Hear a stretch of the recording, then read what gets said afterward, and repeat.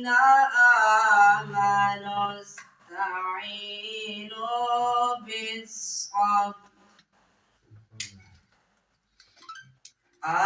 آمنوا استعينوا بالصبر والصلاة إن الله مع الصابرين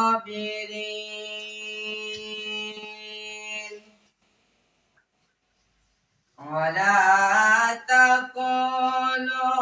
لمن يقتل في سبيل الله أموات